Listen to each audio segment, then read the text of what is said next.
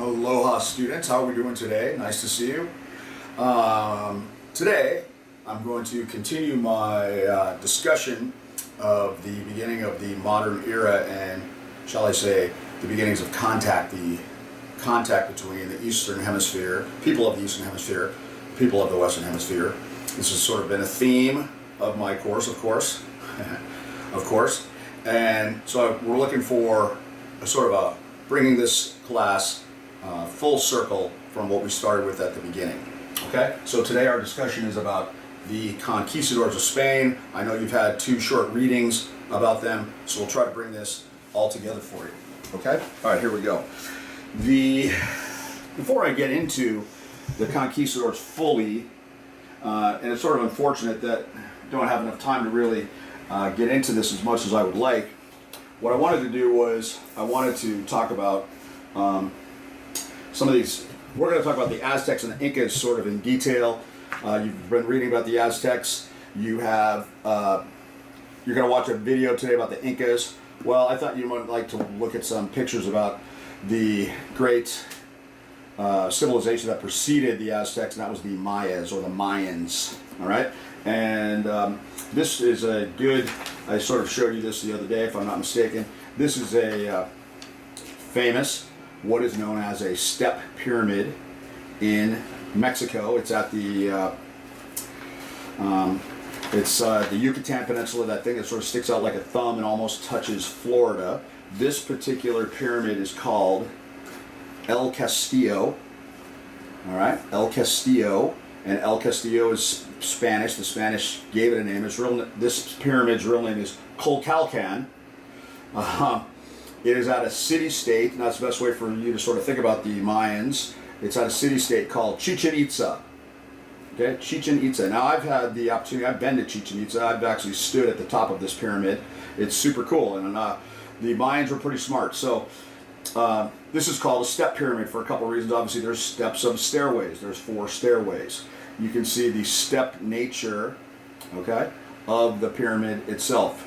A little bit different than the Egyptian pyramids. Not quite as big. Now check this out. There are 91 steps, okay, on each stairway. 4 times 91.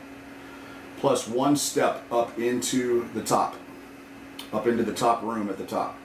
So if my math is correct, 91 times 4 is 364 plus 1 equals 365. Isn't that brilliant?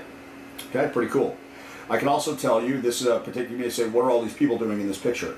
Well, twice a year, something very unique happens at El Castillo. In the morning, as the sun rises, all right, you can see this is a picture of this exact moment. At the bottom of this stairway is a couple of snake's heads, all right? And as the sun hits the steps of this edge, the shadow cast on this stairway, you can see, sort of appears to be a snake's body. And over the course of the morning, okay, remember the equinox is the day that the sun hits, the sun's rays hit the equator directly. So, as the morning goes along, what appears to be happening? The snake moves. Now, why did ancient people want to know about the equinoxes? Well, the equinoxes were basically for agriculture. When they saw this happen, ancient people like the Mayans knew it was time to either plant or harvest depending on the season. Okay? So I've been to, when we went on this trip, we went to basically 3 city-states, and I would sort of think about the Mayans as sort of like the Greeks. They were unable to unify. They warred against each other. Kind of part of that was because they never had anybody that was a threat to them. This was a city-state called Uxmal that we went to, and this is their super cool pyramid that we saw, the Temple of the Magician.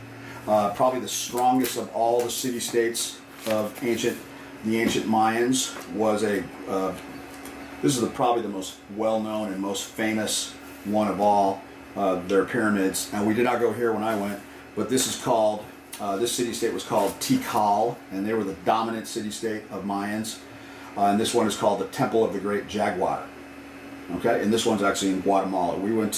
I've been to Chichen Itza, and I've been to Uxmal, but we didn't go here, but it's super cool. This is the one you see. This is like in the kind of one that's in the Star Wars movies and things like that. Okay? Now, let's not forget here something as we go through this. Don't forget that we could go all the way back to Native American history, especially in Central America. We can go all the way back. Remember these things, everybody? These are Olmec heads. Okay, so don't forget, the Olmecs predated the Mayans. Then the next great civilization was the Mayans. And then after that, the Aztecs arose. Okay? All right, so let me give you a picture.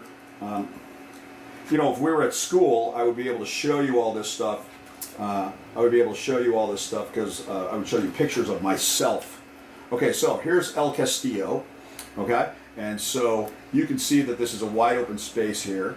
I want you to sort of look at this area up here. What the heck is going on up here? There are two things that you will find in all Mayan city-states, and one of them is this sort of open space. Okay, so let's take a look at that, shall we? Here it is. This is the open space that I just showed you. Now, what the heck is going on in this open space? What was this for? Well, I don't know. You see this sidewall right here? Do you see this thing right here? What the heck is that thing right there? Well, if you look, it is basically one of these. Now, I don't know if you remember that old movie, The Road to El Dorado, that animated movie, but in that movie they had this thing. It was basically a ball game, and that's exactly what every one of these city-states has. It has a ball court, and the goal of the ball game was to get the ball through the ring on the side wall. And it was very difficult, and you had to be pretty adept at, you actually had to be pretty athletic. We actually saw a recreation of one of those. It was pretty impressive. This is one of the bigger ones in the Mayan world. Most are small like this. Okay, this is the ball court. The ring, if I can see it right there, is right there. Okay, and so those are the types those are types of things we also associate with the Mayans. I don't know if you remember that. The Mayan calendar, of course, was big news back in 2012 because the Mayan calendar was going to run out. Okay, here's something else that is at every city-state. Check this out. This is called a cenote. This is basically a hole in the ground. This one's at Chichen Itza. And I saw this. I was standing right steady right there at the time I visited. And basically what I would say to you is that rivers in Mexico are underground. And so, therefore, you have to have these holes allow people that live there to have a water source. And so the water source came from these cenotes. Let's see. Let's give you another shot of one of those. They're super cool. They're kind of scary. They just sort of appear out of the blue in the middle of nowhere, sometimes in the jungle, but very often cities are built next to them. I'll show you one more picture. The third city-state we went to when I was on this trip was a seaside city-state called Tulum. I did not take, pretty cool, huh? Super cool, right on the coast. This is sort of a smaller pyramid in the Mayan world. But the Mayans were great astronomers. They were great builders. They understood the concepts, those types of things. Okay? And so the Mayans sort of wore each other to death, if you will, and they sort of wear themselves out, and they fall, if you will. Okay? Way before contact, way before 1492, several hundred years before 1492. Okay, so now let's get to the Conquistadors of Spain, which will have to do with the Aztecs and the Incas. Okay, so here we go. What does conquistador mean? Conquistador means conqueror. So you can see that the Spanish have made they're making a specific comment here about what they're doing.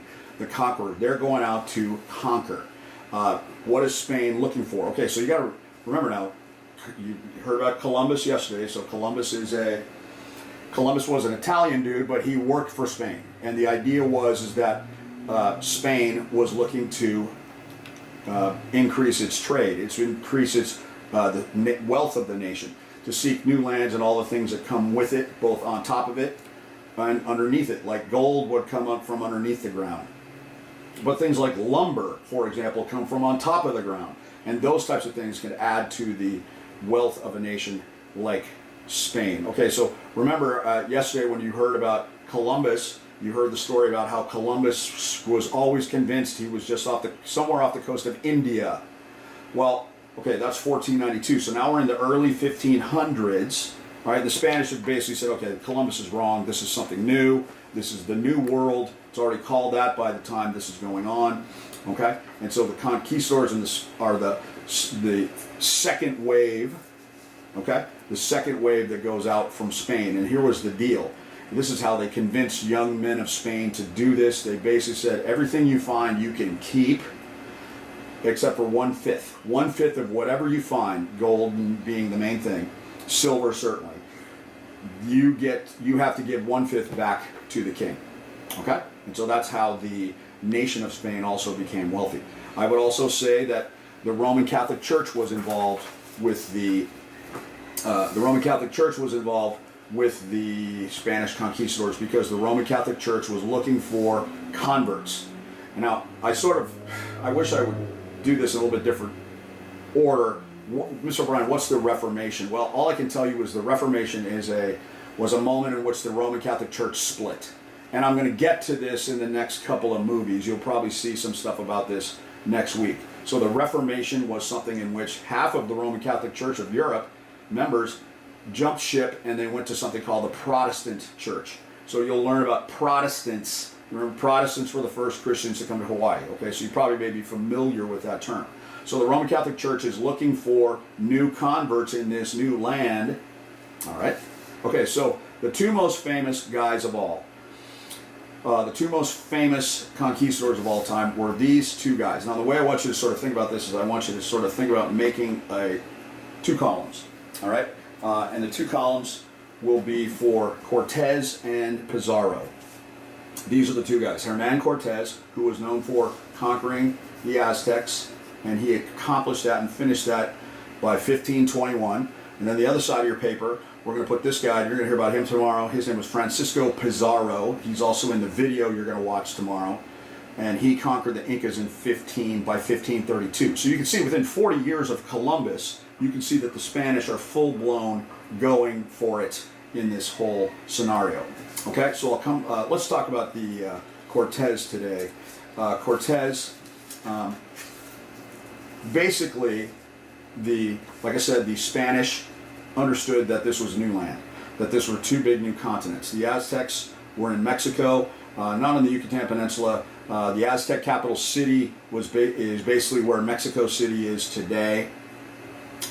In relatively flat terrain. There are some mountain ranges that the Cortez and the Spanish had to go through to get to the capital city, but generally flat. I can tell you that the Yucatan Peninsula, where the Mayans were, very flat. And so this was helpful in Cortez's attempt. All right. The next thing I would say is that the Spanish were already starting to hear. Okay.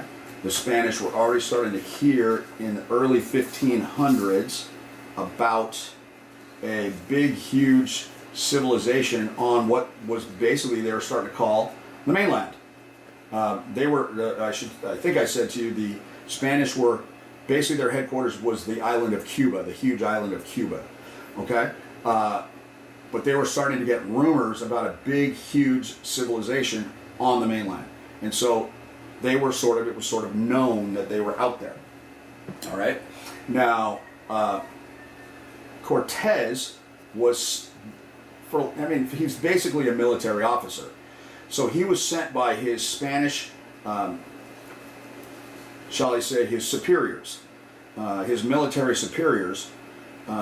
He was ordered to assemble a force and to sail from Cuba to the mainland, which we would call today the east coast of Mexico, and to see if he could establish a way to take down this big, huge Native American civilization and take that wealth for Spain. So he is sent, all right, and at this particular moment in time, their estimates are that there were 5 million Aztecs.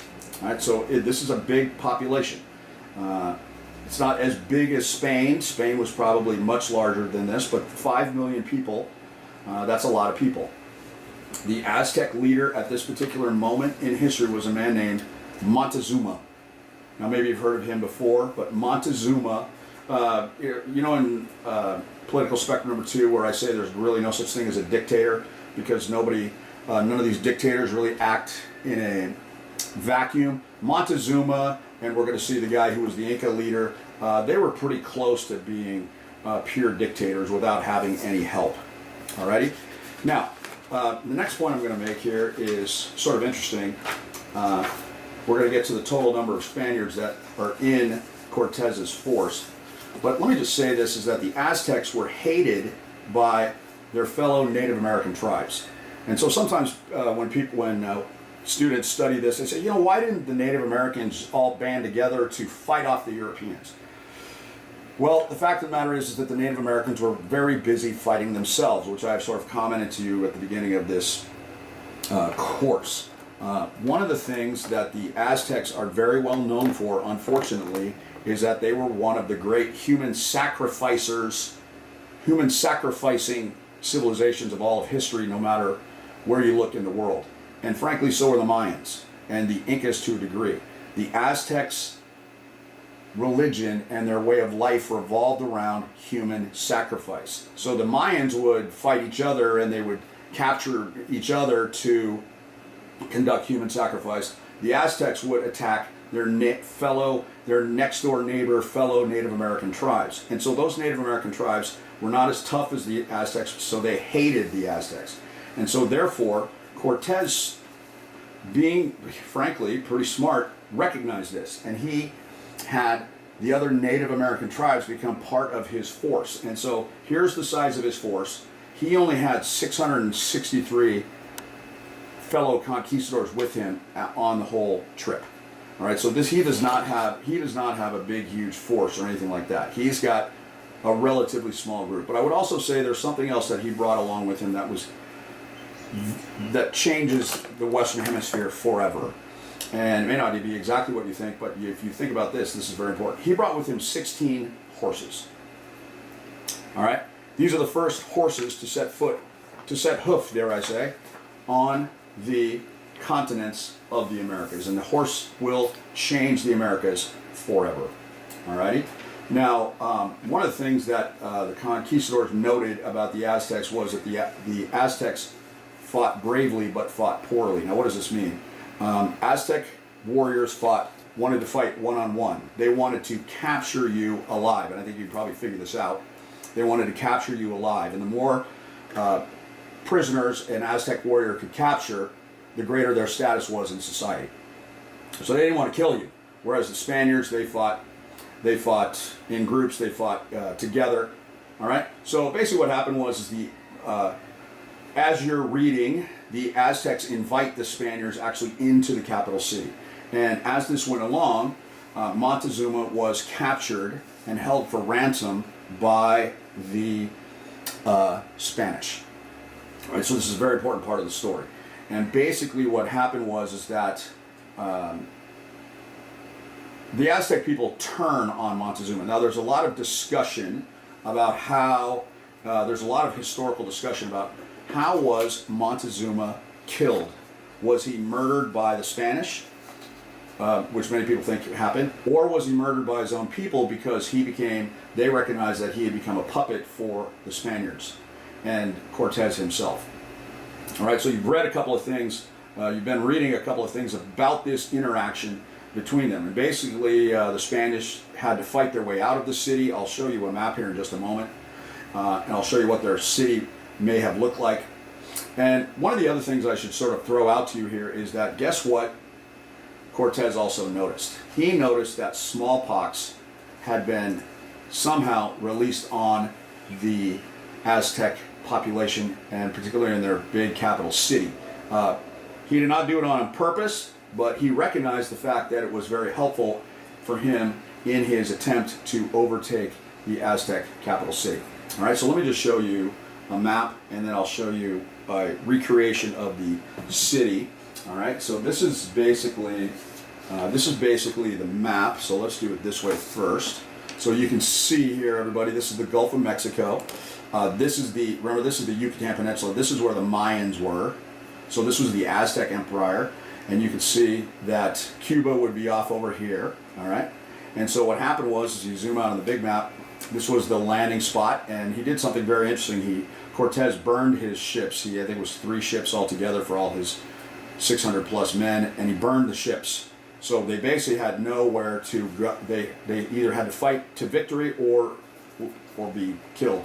So there was much motivation. All right, and so as they got closer and closer, and they got to the big city, they got to this mountain pass right here, and they looked down and they saw this huge lake, and they could see the capital city, which seemed to be floating in the middle of the lake, and this capital city was called Tenochtitlan.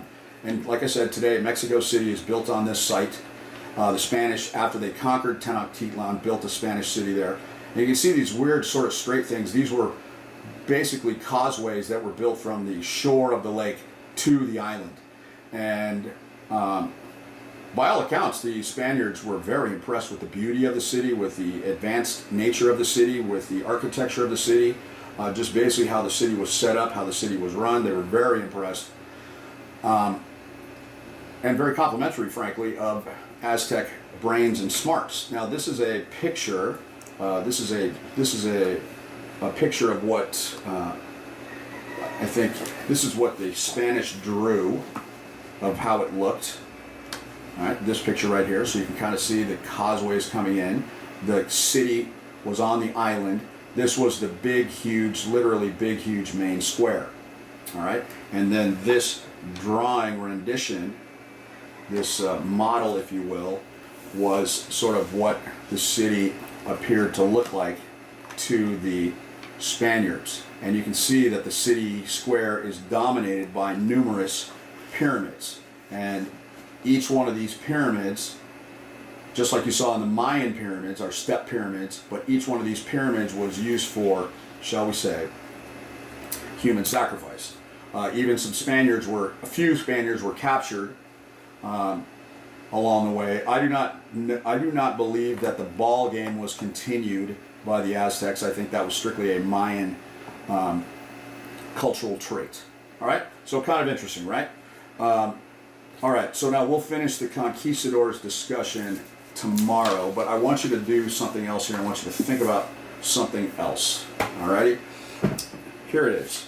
To sort of finish this thing up, this entire thing, and frankly this course, as I said, we're going to go full circle with this. I want you to make a list like this. All right, this is the list I want you to make, and I want you to have this for yourself, and you're going to think about this over the next couple days. And the list is going to be, I'll give it away right now, the list is going to be 14, oops, that says 12. This is going to be 14 points long. And the list is going to be called, what did the Spanish have that the Aztecs, Incas, Incas / other Native Americans did not? Or the Aztecs, Incas, other Native Americans had it, but it just wasn't as good. And then what you're going to do is you're going to make 2 columns here. All right? And so the thing that the Spanish had, the particular thing that you can think of that was advantageous that the Aztecs either didn't have, or the Aztecs and Incas, etc., had, but it wasn't as high of a level, would go in this column. Okay, so here's one of the ways I would sort of think about it. I would think about something small to something global. How's that sound? All right. See what I did right there? So I would start, that says small, that says global right there. So when you're trying to think of these things, when you come up with something, okay, well that's a small thing. That was, how about I think when I say small, I say at the, / at the event. And what I mean by that is at the actual event where the Spanish ran into the Aztecs, where the Spanish ran into the Incas, at the event. Let me zoom in so you can see that. All right, small, something at the event. Whereas as you go through the list and you get to 14, this is a global difference. This is something that you could argue is different between the two sides. All right? And look, this is in the Spanish, is it? This could be the British. This could be the Portuguese. This could be the French. This could be the Dutch. This could be any one of these Spanish groups. This just doesn't have to be the Aztecs and Incas, does it? It can be any group of Native Americans all the way out to Native Hawaiians when they encounter and come in contact with Europeans. So again, I want you to, can you remember what the class the essential question of the course. Can you remember what that was? I'm trying to bring this class full circle. I brought up to you on the very first day of the class, I brought up to you, what is the class essential question? Why did Europeans dominate the globe after 1492 and not someone else? We're trying to address that here. All right, so I want you to think about this event that you're reading about between the Spanish and the Aztecs. You're going to watch a video. It's about the event, really ultimately a small event between the Spanish and the Incas. You can think about when the British arrived in Hawaii. What were some things that the Europeans had that that Native Americans, Western Hemisphere people did not have or had, and it wasn't as good. See if you can come up with this, and we'll get back to this list on another day. All right, so that's sort of your thought process. This is not for a grade. This list is not for a grade. This list is for FYI purposes and things like that. All right, everybody. I hope you enjoyed that discussion. We'll finish with the story of the Incas next time, and we'll finish. I want you to think about this 1 through 14 as well. All right, everyone. Hope you have a great evening tonight, and we'll see you again soon. Thanks so much. Aloha.